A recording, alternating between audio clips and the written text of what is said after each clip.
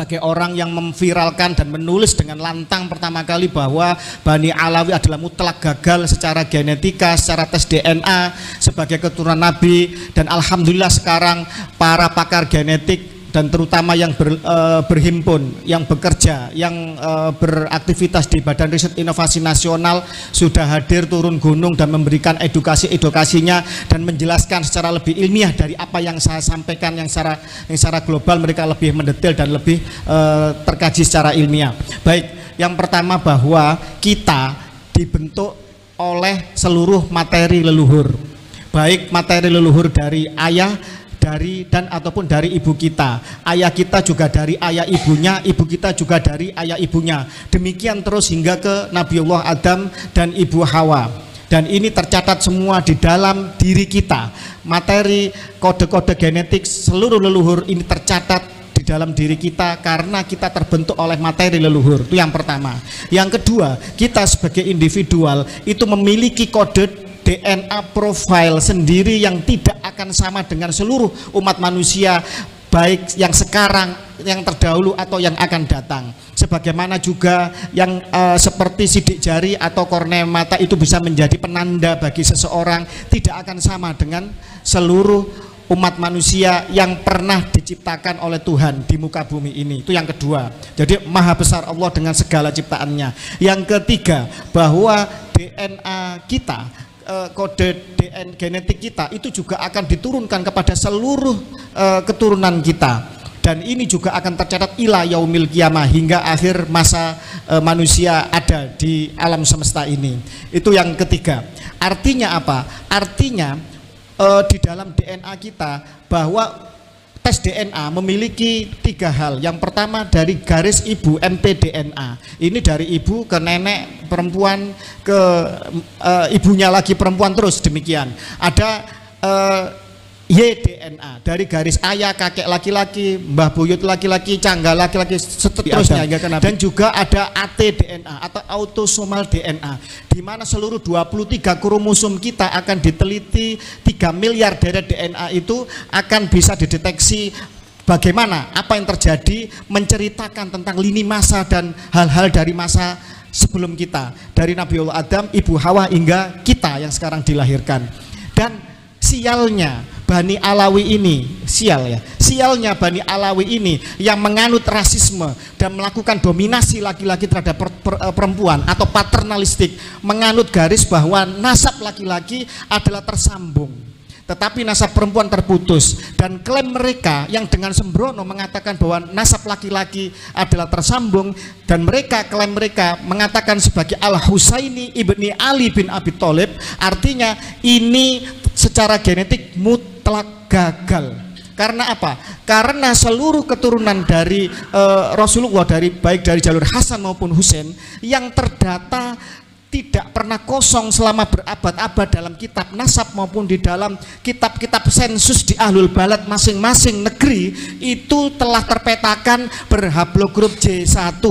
Dan juga di dalam manuskrip-manuskrip di luar Islam sendiri, bagaimana Bani Ismail juga diakui oleh Bani Ishak. Nanti Dr. Menachem Ali, Profesor Menachem Ali akan menjelaskan secara lebih rinci masalah itu. Juga diakui bahwa Muhammad keturunan Ismail dan juga bersaudara dengan mereka keturunan Ishak dan 12 suku putra dari Yakub itu sendiri. Sehingga keduanya dari Bani Ibrahim harus haplogrup J1, dan telah terpetakan bahwa Imam Ali FGC 10500 dan Imam Husain FGC 30416, dan ini tidak bisa dibantah, tidak bisa bisa dibuktikan dengan sangat mudah oleh ilmu pengetahuan. Dan tadi disampaikan oleh Kang Mas Suad bahwa Ba'alawi yang berhaplogrup G2 mutlak gagal sebagai keturunan Nabi Muhammad dari garis lurus laki-laki, Muhammad bin Abdullah bin Saibah atau bin Abdul Muthalib, Ali bin Abu Thalib atau bin Imron bin Saibah. Jadi ketemunya di Saibah atau Abdul Muthalib, artinya Rasulullah dan Ali sepupu yang garis laki-laki, maka sama haplogrupnya. Karena diambil dari garis laki-laki, maka diambil dari Husain ibnu Ali. Oke, itu yang harus harus dicatat. Secara YDNA, Bani Alawi bin Ubaidillah Habib Yaman ini mutlak gagal demi akal sehat dan ilmu pengetahuan sebagai keturunan Nabi Muhammad Shallallahu Alaihi Wasallam. Lalu siapakah mereka Bani Alawi ini? Baik, secara kajian genetik dan sudah diisbat oleh keluarga besar Yahudi internasional sendiri bahwa Bani Alawi diakui di dalam tabel 057 dan 058 di dalam situs jewisdna.net bahwa mereka diakui sebagai bagian dari keluarga besar Yahudi internasional.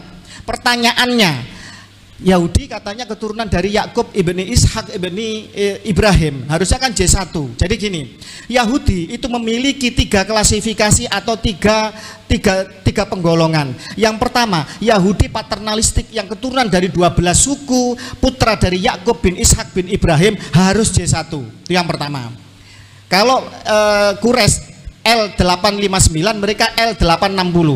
Nah, itu kodenya di dalam genetika seperti itu. Kemudian yang kedua, ada Yahudi yang putri-putri dari 12 keturunan 12 suku ini dinikah oleh bangsa lain, kemudian diboyong ke negeri asalnya karena mereka kaum pagan, secara literasi, secara kodifikasi ajaran kalah kuat dengan ajaran Yahudi sehingga bangsanya menurunkan bangsa Yahudi. Dan ini menjadi keturunan Yahudi, keturunan dari garis maternity atau perempuan. Ini yang kedua, tetap mereka keturunan Ibrahim, tapi dari garis perempuan. Yang ketiga, ada suatu bangsa. Ini dari kajian Philip Koestler, dari Ernest Renan, dari surat menyurat yang ada di dalam data dunia, bagaimana Perdana Menteri Andalusia zaman Abdurrahman ketiga, Hasdai bin Sabrut, seorang Yahudi, berkirim surat kepada seorang raja di Kaukasia bernama Yosef, mengatakan berkorespondensi menanyakan, dari mana nasabmu, apakah kau keturunan Ibrahim? Bukan, kami keturunan Nuh dari jalur Yapet kalau nggak salah. Nah, artinya ada suatu suku bangsa yang menurut beberapa versi masuk Yahudi zaman Solomon atau Sulaiman, karena saking besarnya wilayah Sulaiman takut diserbu dan dia mendiami di suatu wilayah yang basah, karena ini mendiami jalur sutra sehingga dia supaya tidak diserang dia menganut agama Yahudi. Ada juga yang mengatakan bahwa mereka masuk agama Yahudi ketika terjadi perang salib, macam-macam versi, tapi yang jelas mereka berasal dari Kaukasia, berhaplogrup G, dan setelah musnah mereka masuk ke semua etnis dan ras, dan mereka mencantolkan dirinya sebagai bagian dari keluarga Yahudi internasional.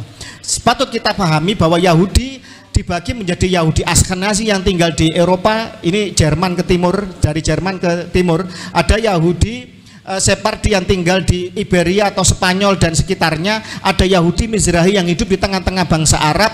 Ada Yahudi Bene Koci yang hidup di India, tergantung wilayahnya. Ada Yahudi Igbo Alfa yang tinggal di Afrika. Ada Yahudi Kaifan yang tinggal dinikahi oleh pria-pria Cina, haplogrupnya C. Dan ini menjadi penanda bahwa Yahudi menyebar dan bersimbiosis masuk di semua ras dan etnis.